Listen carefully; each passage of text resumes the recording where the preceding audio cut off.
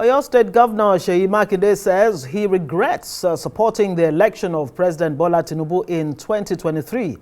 In his view, the president has not met the expectation of Nigerians and as such will not get his support for a second term. He regretted supporting President Tinubu during the 2023 presidential election, admitting that the decision has not produced the outcome he had hoped for.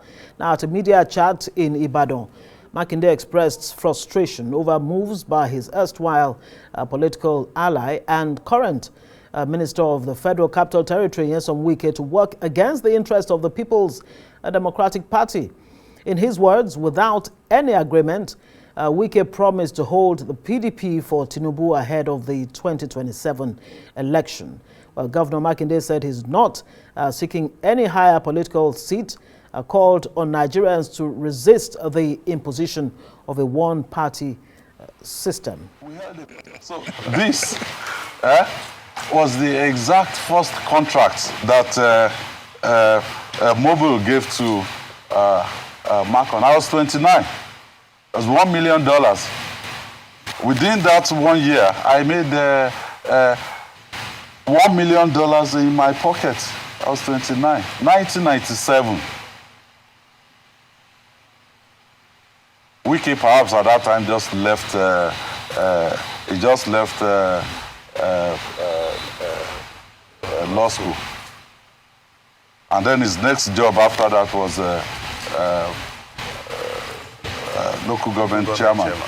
And the trajectory was, I don't beef anybody, but the real issue is that I was in a meeting with the president and Wike. And I'm saying this, in an open chat. The president's chief of staff was also in that meeting, and a few others. And Wike said to the president that, well, sir, I will hold PDP for you, against 2027. I was in shock. So we got up, we got to the veranda. I said, Wike, did we agree to this?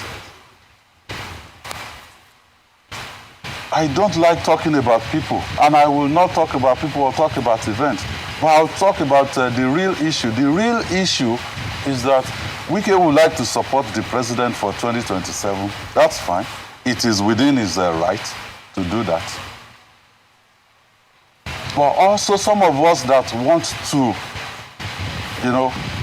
ensure that democracy survives in Nigeria. We don't drift into a one-party state, and we want to ensure that PDP survives. It should also allow us to do our own thing. That is just the issue between me and Wike. And I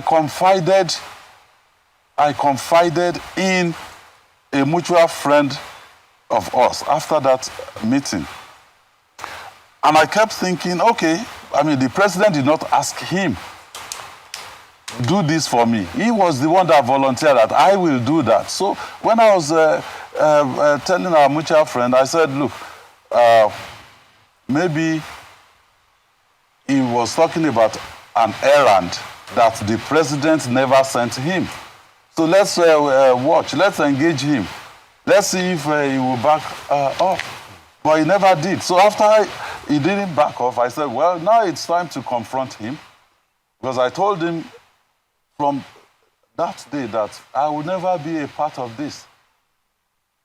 And that is why I will not be supporting the president for 2027. Wike can support him, he's within his right, but also it is within my own right to decide within the political space who I will support or what I will do in 2027. Well, for more on the feud between Governor Seyi Makinde and the FCT Minister, Wike, I'm now joined by Arise Director of News and Politics Editor, Sambo. Good to have you. It's been a while that we've had, this opportunity to have these conversations around politics in Nigeria. Thanks for joining us.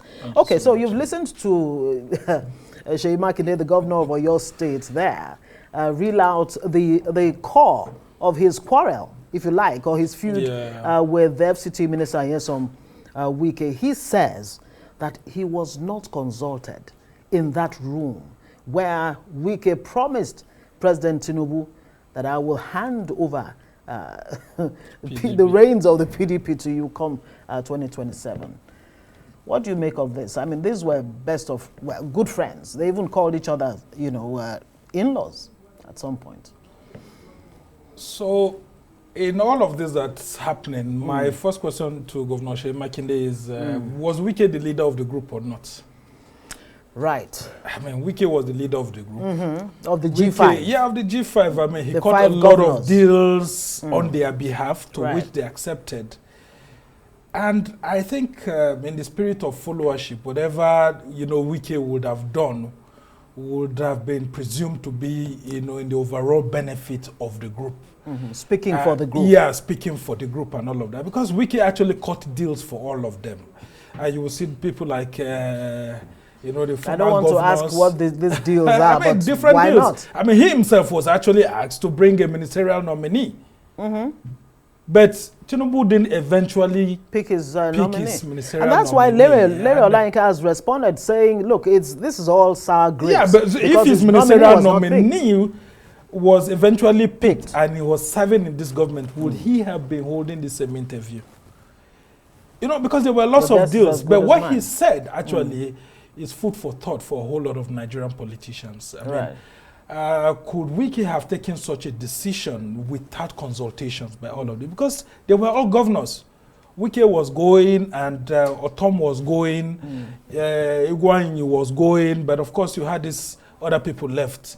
And so my thinking here is that, he's actually bitter. And then of course he has a right to be bitter because he is saying that, the support base he was bringing for President Tinubu was to ensure that, the outside the, apparatus of the party form what looks like a government of national unity for the development of the country. So Tinubu will assemble the best minds in the country with the support of, progressives like him, though in the opposition party, without his party's consent to see how the country can move forward. And he is regretting that Tinubu hasn't really done that. Well, I mean, these are issues. Did they even have that deal before, lining up behind Tinubu? That's another. Yeah, I mean, a whole lot of things actually happen. But to what extent, really, would you say that his position really is truly altruistic in the interest of Nigeria and not? I can tell you that it's not fully altruistic. Well, some of the things that he has said actually sound very good in terms of, okay, yes, PDP must not die, we mustn't have a one-party state and all of that. Yeah, I mean, these are sound bites, but these are politicians. These are politicians. And you look at the actions that have been taken by the PDP, taken by groups like his and that of Bala Mohammed and all of that. What were they waiting for? Why, if it was true that Wike said that he was going to hand over PDP, demobilize the PDP for Tinubu ahead of 2027. How come, if he's truly patriotic, that he waited for Wike to do that to the extent that PDP now has 3 to only 4 governors now before he's coming to come and defend the party? Shouldn't he have started fighting Wike from day one to say that, look, what you're trying to go into shouldn't work under a normal democratic practice? The PDP has so far been weakened to the extent that PDP supporters will be questioning his patriotism at this point and not at the earliest point when the PDP had 12 governors or 13 governors. So in all of this, I think these are new leaders of the PDP that just emerged and they didn't really understand the foundational issues of the PDP. The philosophy. Because he is one of those who came from outside. He was of the SDP, NMPP and all of that, and who came in to try to structure the party. Is Wike without blames? No. Because the thing is that, they were trying to understand how the political map of the country will look like ahead of, 2023, having been injured by the party with the likes of Atiku Abubakar insisting that the ticket of the party should be left open instead of it going to the south. And it was a good fight that they actually had. But I think they didn't really tighten the agreements very, very well. And they left most of the things to Nyesom Wike, whom I think they just allowed to actually go to Tinubu and cut lots of deals. So Tinubu would have listened to him, but of course also offer certain things. Like, for example, he talked about the upgrade of the Ibadan airport. Yes. He spoke with Tinubu, and Tinubu gave him that consent and all of that. But he said, okay, help me to organize the APC, to which he said, no, he can't betray that. But if he was given that sort of leverage that was given to Wike, and Wike decided to take his own and make use of it, who would he have to blame? So, I mean, these are very difficult situations for some of these opposition politicians. And now but I can tell you that the initial betrayal of the PDP by the G5 governors is what's haunting them. Because even people like Samuel or Tom right now, where is he? Right. And then, of course, you have people like Ugwanya and all of that. They have been given ambassadorial positions. I learned that some of them were, you know, given ambassadorial positions, but they said no.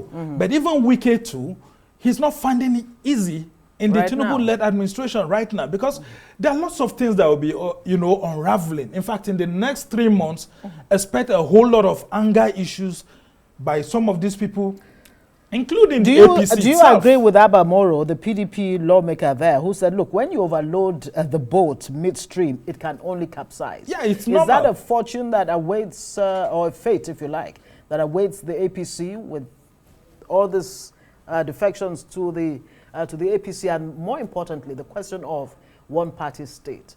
From all indication, would you say that Nigeria truly is tilting in that direction? What are the implications? All right, I'll just take you back to the Second Republic. Right. I mean, from 1979 to 1983. Between 1983 and 1984, what happened? When we have the governing party then, NPN. Right. NPN overloaded itself, and by December 31, 1983, it was no longer in power because it had taken too much, beaten more than it could chew. Than it could actually chew. That's why we are also saying that for the, you know, health of our democracy, the APC should be careful in the way it's accepting everyone. Because, I mean, how many positions can the APC even give to all these people who are coming with several people and all of that? They are key supporters of the APC in 2015, 2019, and 2023 who are yet to be compensated. And many of these opposition governors are still coming in with their supporters. I wonder where all these positions will be brought in. Right. So let them watch what happened between Chief Meredith Adisa Akinloye in 1983, how powerful they became, the political party, including with then President Shehu Shagari, carrying so much, you know, boasting everywhere that there was no opposition in the country. They had dismantled everyone. At the end of the day, the democracy that we're all hoping will continue, you know, collapsed. Aborted. So we are not hoping that democracy will collapse, but even the APC itself may be able to may mismanage its success to the extent that going into a second term, if President Tinubu does get a second term, they will be causing lots of troubles to the extent that they won't face governance. And then... And they were putting out too many fires. It will be too many fires. Right. And then, of course, you will see that they won't deliver on their campaign promises. And at the end of the day, it will be a disaster. Because let's not forget, APC continues to remain an SPV, a special purpose vehicle that was put in place. Now, one part of it, the CPC has done its part, the ACN is doing its part, and some people are saying that, look, we also need our own part, the NPP and all of that. So I don't envy the APC, but whatever they are doing right now, I can tell you that it's good for the average politics. They're enjoying it, they are playing it as it's supposed to be done. And of course, everybody is going to the boat. All right, but we just hope that the boat doesn't sink. And they have to do extra effort. That's our hope. Especially with their national chairman, who is not well experienced in managing a political party. We have to leave it there. Hopefully they learn from history. Sambo, thank you very much. Arise Director of News and Politics Editor.